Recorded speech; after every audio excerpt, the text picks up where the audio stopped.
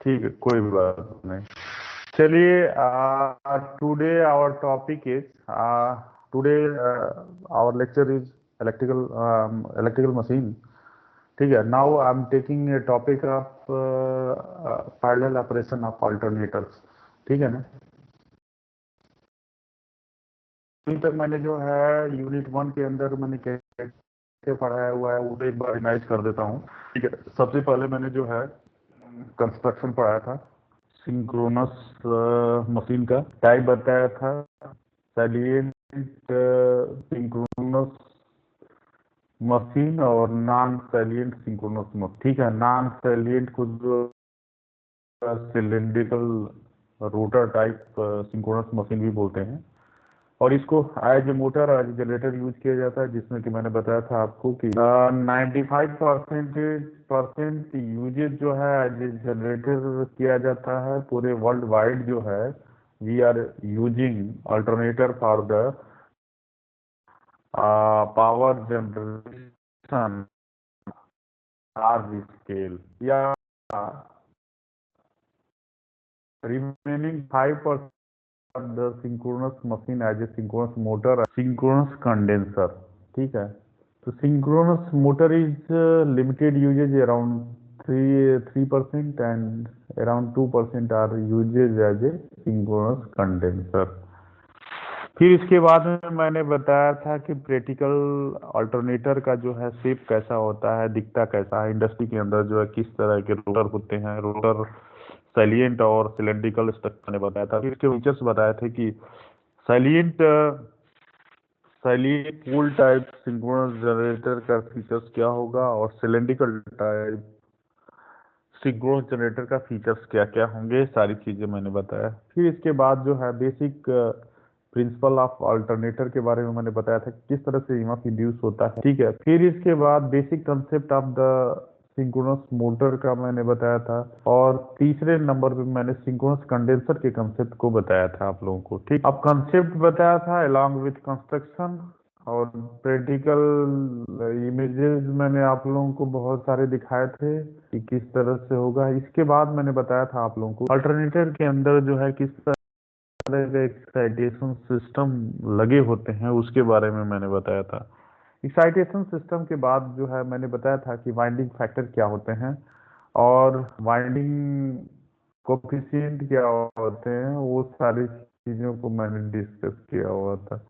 ठीक है, इसके बाद जो है मैंने आपको पिछले लेक्चर में पढ़ाया था ओपन सर्किट टेस्ट और शॉर्ट सर्किट टेस्ट कैसे हम परफॉर्म करते हैं अल्टरनेटर का। ठीक है, और इसके बाद जो है वोल्टेज रेगुलेशन बताना था। तो एक्चुअली वोल्टेज रेगुलेशन थोड़ा सा ब्लैक बोर्ड का टॉपिक है, तो उसको मैं देखता हूँ कोई ब्लैक बोर्ड पे जो है उसका वीडियो बना दूंगा। वैसे बहुत लेंदी है, लेकिन एग्जाम में जो है आता नहीं है, और कभी कभी आता है तो वो जो है होता भी नहीं है। तो ऑलमोस्ट जो है मैंने कभी भी ये टॉपिक को टच ही मैं नहीं करता हूँ, ना ही बच्चों को जो है बोलता हूँ टच करने के लिए। नॉलेज के लिए जो है आप पढ़ सकते हो, लेकिन एग्जाम पॉइंट ऑफ व्यू से मेरे ख्याल से जो है थोड़ा सा कॉम्प्लिकेटेड है। अगर देख लेना, अगर हो जाए तो ठीक है। इसके बाद जो है मैं आज आप लोगों को पढ़ाऊंगा parallel operation of the alternator. Parallel operation of the alternator का मतलब होता है कि we have number of alternator connected to single sub station. ठीक है ना, तो connection is not easy task. First of all we synchronize each of alternator to the constant voltage and the constant frequency of the substation, and then we will connect। ठीक है, जैसे कि हम example अगर लेते हैं अनपरा पावर प्लांट की, Anpara power plant जो है यूपी गवर्नमेंट का जो है जनरेशन प्लांट है, जहाँ पे पहले एटीपीएस लगा हुआ था। एटीपीएस के अंदर जो 3 यूनिट ऑपरेट हो रही थी। हर एक यूनिट का जो कैपेसिटी था वो 10 मेगावाट का था, तो 3 मिला करके जो है 630 मेगावाट का जनरेशन था। अब बीटीपीएस में जो 2 यूनिट लगा हुआ था, 2 यूनिट का मतलब कि टरबाइन और जनरेटर सेट को जो है यूनिट बोलते हैं। ठीक है, तो एटीपीएस में जो है 3 यूनिट लगा हुआ था, मतलब कि 3 अलग अलग जनरेटर लगे हुए थे, उसके साथ जो है लगा हुआ था एटीपीएस के अंदर। बीटीपीएस के अंदर जो है 2 जनरेटर थे और 2 टरबाइन था। ठीक है, अब बीटीपीएस के अंदर एक की कैपेसिटी 500 मेगावाट जनरेट करने की थी, तो टोटल जनरेशन 1000 जनरेशन जो है दूसरे वाले प्लांट से हो रहा था, जबकि पहले वाले प्लांट से जो है 630 मेगावाट का जनरेशन हो रहा था। ठीक है, अब इसमें क्या होता है कि जैसे सपोज एटीपीएस के जितने भी जनरेटर थे सारे जो है मैनुअली ऑपरेट होते थे, उसके लिए जो है अलग अलग इंजीनियर लगे होते थे जो कि रूटर वोल्टेज को मेजर करते थे, फ्रीक्वेंसी को मेजर करते थे, उसको कंट्रोल करते थे रिक्वायरमेंट के अकॉर्डिंग जो है। तो उसमें बहुत सारे सुपरवाइजर का रिक्वायरमेंट होता था और सारे लोग जो है मैनुअली सारी चीजों को कंट्रोल करते थे। ठीक है, तो वहां पे क्या हो रहा था कि जैसे सपोज जो है अब काफी पुरानी यूनिट थी, तो पुरानी यूनिट के अंदर जो प्रॉब्लम आ जाती थी तो शट डाउन हो जाता था। शट डाउन हो जाता था तो उसको जो है फिर से दोबारा रिकनेक्ट करने के लिए जो है हम पहले क्या करते थे कि रोटर को जो है उस पर्टिकुलर स्पीड से रोटेट करते थे, जिससे कि जो हमारे बस बार की जो फ्रीक्वेंसी होती थी और बस बार का जो वोल्टेज होता था उसके उस लेवल में जैसे रीच करता था उसके बाद ही हम उसको कनेक्ट करते थे। अब यही रीजन है कि अगर इंडस्ट्री की बात करें और डीजी सिंक्रोनाइजिंग पैनल यूज होता है। जैसे सपोज जो है जैसे आईसी ग्रुप ऑफ इंस्टीट्यूशन की अगर बात करें तो आईसी के अंदर जो है अगर सारे लोड को हमको अगर सप्लाई प्रोवाइड करना है तो किसी सिंगल जनरेटर के थ्रू जो है हम पूरे लोड को टेकल नहीं कर सकते, क्योंकि सिंगल जनरेटर हैज लिमिटेशन, उसके जो है पावर रेट करने का जो है लिमिटेशन है। और इधर जो है लार्ज लोड है, तो लार्ज लोड के लिए जो है अब उस लोड को टेकल करने के लिए हमको 2 या 3 जनरेटर का रिक्वायरमेंट होता है। अब जब हमारे पास 3 जनरेटर है तो तीनों जनरेटर को जो ऐसा नहीं करते हम कि स्टार्ट करके जो है कनेक्ट करते जाएंगे, क्योंकि अगर मान लो एक जनरेटर का स्पीड अलग है दूसरे का अलग है तो अलग अलग जनरेट होगी। जब फ्रिक्वेंसी जनरेट होगी तो सर्कुलेटिंग करंट होगा, सर्कुलेटिंग करंट से जो है होता है कि हमारा सिस्टम डैमेज हो जाए या शॉर्ट सर्किट हो, इस तरह का प्रॉब्लम आ जाए। तो अब पैरेलल ऑपरेशन जो है क्या क्या रिक्वायरमेंट होता है उसको जो है समझ सुनाई दे रही। हेलो हाँ सर, सुनाई दे रहा है। Hello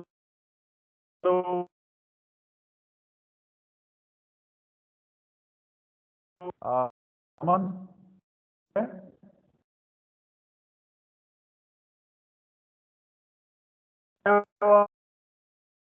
hello. हाँ सर, आ रही है, आवाज आ रही है। विवेक सुन पा रहे हो? हाँ जी सर, आ हाँ रही है आवाज। सर। ठीक है,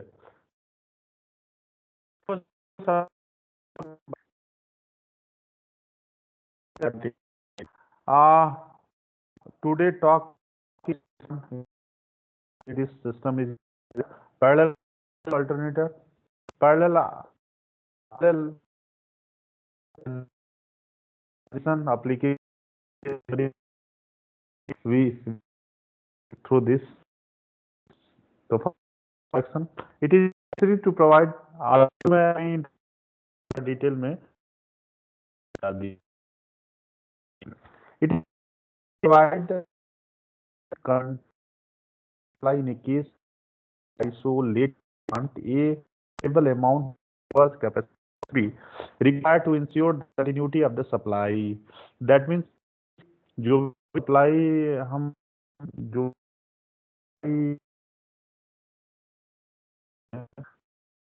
ऑब्जेक्टिव ये होता है कि उसको जो हमको कंटिन्यू जो है सप्लाई करना है। अब ऐसा नहीं है कि किसी पर्टिकुलर टाइम पीरियड के लिए जो है सब continuously continuously supply required to stand by generator. तो इस जो है पावर प्लांट का जो मैं आप केस लिया था, तो वहां पे क्या था कि स्टैंड बाई पे जो है एक डीजल प्लांट पास में ही लगा हुआ था, और यह हाइड्रो पावर जिसको जो है बैक रखा गया था। अगर शट डाउन हो तो उस केस में क्या होगा कि पावर हम सब कर देंगे, या अगर कोई प्रॉब्लम हो गया तो मतलब डीजल पावर प्लांट जो स्टैंड बाई पे रखा गया है उसको आ जाएगा और के कंटिन्यू के लिए। ठीक, तो जो हमारा नेगेटिव पावर जो है कहीं हम सब लेना है, उसमें किसी तरह का कोई जो है डिस्ट्रक्शन या इंटरप्शन आना चाहिए। दूसरा, moreover some unit are required either to lightly loaded या floating on a line in the unpredicted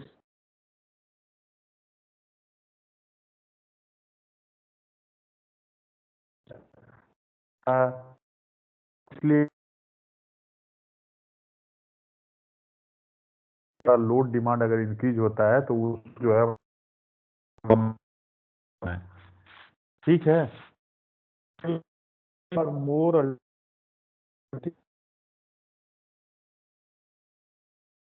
of the alternator, जब दो या दो से ज्यादा अल्टरनेटर को जो पैरेलल ऑपरेशन में कनेक्ट कर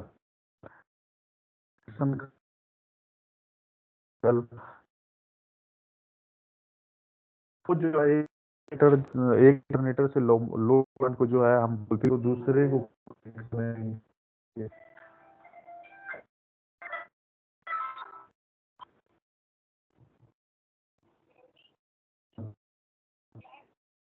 हाँ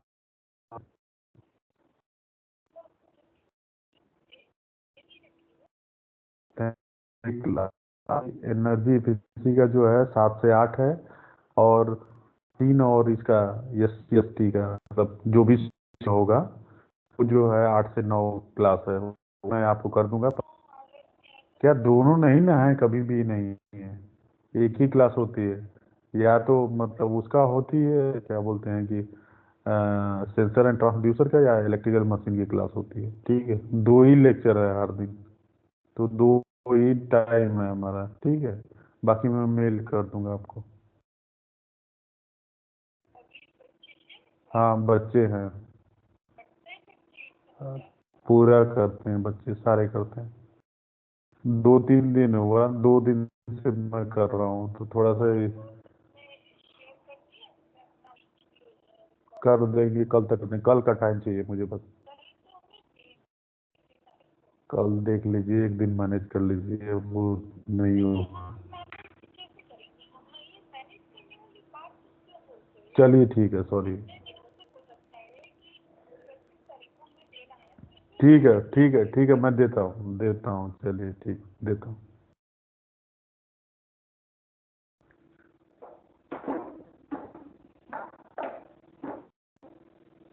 हेलो हेलो, आवाज सुनाई दे रही है? हाँ सर। हाँ सर। हेलो, अरे सर। ठीक ठीक है, तो यहाँ तक समझ में आया चीजें। The yes parallel sir. operation power station is essential extension of the parallel operation of alternator with the exceptional resistance reactance internal connection। ठीक है, तो बेसिक जो ऑब्जेक्टिव है, ऑब्जेक्टिव ऑलरेडी ये सारी चीजें हैं। ठीक है, इसके बाद हम बात करते हैं why this system is required. ये सिंक्रोनाइजेशन क्यों, सिंक्रोनाइजेशन का जरूरत क्यों पड़ा। अब इसमें जो है अनइंटरप्टेड कंटिन्यूअस पावर सप्लाई के लिए जो है सिस्टम रिक्वायर्ड है। फुलफिल द लोड रिक्वायरमेंट को फुलफिल करने के लिए जो है हमको पैरेलल ऑपरेशन में सिस्टम को ऑपरेट करना होगा। Provide increase the overall efficiency को अगर इंक्रीज करना है तो हम जो है provide increase the overall efficiency को अगर इंक्रीज करना है तो हमको जो है पैरेलल ऑपरेशन में जो है करना पड़ेगा। For reduce per unit generating cost को अगर रिड्यूस करना है तो उस केस में जो है हमको पैरेलल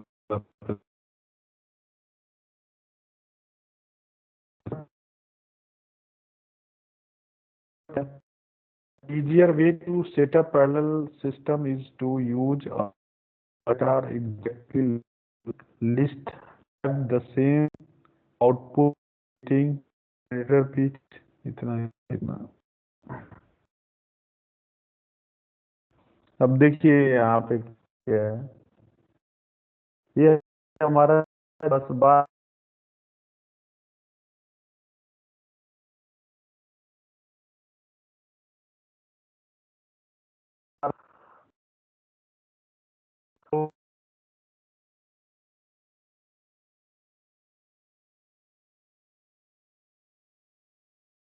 सुन रहे हैं आप लोग?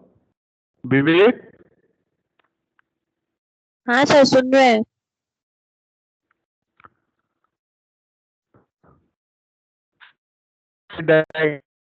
अल्टरनेटर है ये है, दूसरा अल्टरनेटर जो है ये जनरेटर 1 और जनरेटर 2 है, ठीक है। अब यहाँ पे बस है तो बस का जो है वोल्टेज और फ्रिक्वेंसी कांस्टेंट होगा। तो सबसे पहले क्या करेंगे, इस जनरेटर को जो है उस स्पीड पे रन करेंगे जिससे जो इसका फ्रिक्वेंसी और वोल्टेज जो है इनफाइनाइट बर के बराबर हो जाए। जैसे ही बराबर होगा तो इसमें जो है हम टेस्ट करते हैं, वो टेस्ट अभी बताएंगे हम।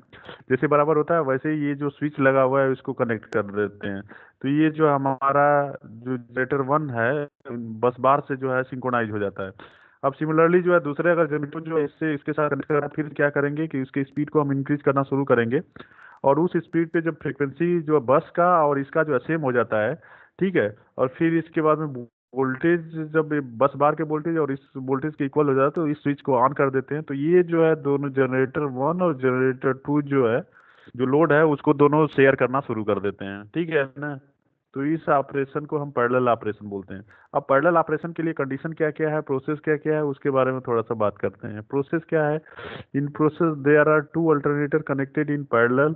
2 अल्टरनेटर को जो है हमको पैरेलल में कनेक्ट करना होता है। Bus bar which number of alternator are connected, the process connecting alternator in parallel with another alternator with the common bus bar is called synchronization. Common bus bar से जो है दो या दो से ज्यादा अल्टरनेटर को कनेक्ट करने के प्रोसेस को जो है synchronization. The system is establish on a basis of the requirement of the load in a process of the AC generator mechanical input provide the rotor alternator। Condition इसमें क्या क्या हो सकता है, क्या क्या कंडीशन होता है, the make system efficient and free from dangerous problem, some condition are required। The terminal voltage of incoming alternator must be equal to the that of the another alternator of the bus bar। देखो अब इसमें क्या है कि जो incoming alternator है उसका terminal voltage और बस बार का टर्मिनल वोल्टेज सेम होना चाहिए। उस केस में ही उसको जो है हम बस बार से कनेक्ट कर सकते हैं। अगर बस बार का वोल्टेज जो है इनकमिंग मशीन का वोल्टेज अगर अलग अलग है तो उस केस में हम इसको कनेक्ट नहीं कर सकते। उसको कनेक्ट करने के लिए हमको वोल्टेज को जो है बस बार के वोल्टेज के इक्वल करना पड़ेगा। फिर इसके सेकेंड जो है फ्रीक्वेंसी को जो है बस बार के फ्रीक्वेंसी के इक्वल करना पड़ेगा।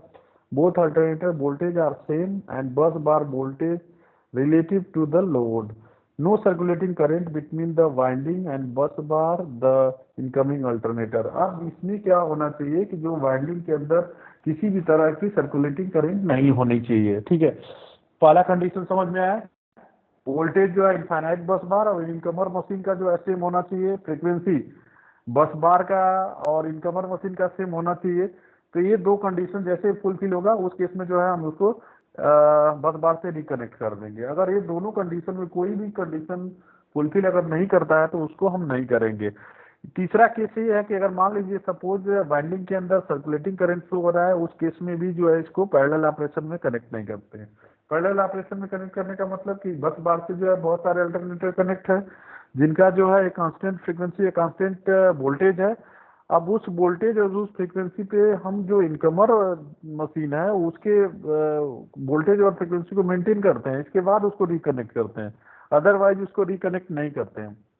तीसरा जो है सर्कुलेटिंग करंट नहीं होना चाहिए। तीसरा जो है phase sequence must be same. Phase sequence भी जो होता है वो सेम होना चाहिए जो बस बार है और हमारा जो है इनकमिंग मशीन है, ठीक है। तीन चीजें क्लियर हो गई, voltage same, frequency same, phase sequence same, no circulating current, ये चार कंसेप्ट हो गए। इसके बाद बाद ही जो है हम उसको कनेक्ट कर। तीसरा, एप्लीकेशन कहाँ कहाँ पे इसको यूज किया जाता है? पावर प्लांट के अंदर यूज किया जाता है, इंडस्ट्रीज एंड लोड शेयरिंग में इसको यूज किया जाता है। देखिए अभी यहाँ पे बहुत सारे अल्टरनेटर लगे हुए हैं। देखिए यहाँ पे number of alternator are connected in parallel for handling the huge load. छोटे छोटे यूनिट, बहुत सारे यूनिट जो है यहाँ पे पैरेलल ऑपरेशन में ऑपरेट हो रही हैं बड़े लोड को हैंडल करने के लिए। ठीक है। ठीक है sir. Advantage load sharing efficiency. Advantage क्या क्या है? Load sharing, reduce losses, easy to operate। में सबसे क्या है कि लोड हमने शेयरिंग, अगर बड़ा लोड है तो उसको क्या है कि बहुत सारे अल्टरनेट ने एक दूसरे से शेयर कर लिया। इफिशियंसी हमारा, क्योंकि लॉसेज रिड्यूस होगा तो इफिशियंसी ऑटोमेटिक इंक्रीज होगा, लॉसेज रिड्यूस होगा और इसको ऑपरेट करना आसान होगा। सब कुछ जो है, मान कि कोई एक अल्टरनेटर के अंदर प्रॉब्लम हो गया तो उसको रिमूव करके जो है उसका मेंटेनेंस करते हैं, फिर इसके बाद में उसको रिकनेक्ट कर देते हैं। सप्लाई हमारी कंटिन्यू होती है, जो फ्यूल होता है उसका सेविंग होता है। ठीक है ना। जैसे सपोज जो है लोड रिड्यूस हुआ तो हम एक एक करके अल्टरनेटर को शट डाउन करते चले जाएंगे, जिससे हमारा फ्यूल रिड्यूस होता है। सपोज अगर एक यूनिट होता तो उस केस में क्या होता कि आप, अगर लोड का ज्यादा रिक्वायरमेंट है तब भी, अगर कम रिक्वायरमेंट है तब भी, दोनों केस में जो है बड़ा वो किया जाता है। ठीक है। ठीक है सर। ठीक है। लास्ट में क्या है? Parallel operation of the alternator. We have learn about whole system and know the main advantage by this and how do you electricity system here also study the इतना। ठीक है। अब इससे कोई प्रॉब्लम है तो बताइए आप लोग। No sir. पैरेलल ऑपरेशन का जो है टेस्ट मैं कल बताऊंगा। इसमें क्या होता है कि डार्क डार्क और लाइट बल्ब टेस्ट होता है। ठीक है ना। और इसके बाद में सिंक्रो स्कोप हम यूज करते हैं सिंक्रोनाइजेशन के। ये दो चीजें यूज करते हैं। तो नेक्स्ट लेक्चर में जो है इसके बारे में हम बात करेंगे। ठीक है। तो आई ठीक है थिंक सर। कितना टाइम हो गया आज? सर 8 घंटा हो गया। ठीक है। Thank you. अब जो है नेक्स्ट लेक्चर हम कंटिन्यू करेंगे। बाकी लोगों को इन्फॉर्म कर दीजिएगा इसी टाइम पे। ठीक है। ठीक है सर।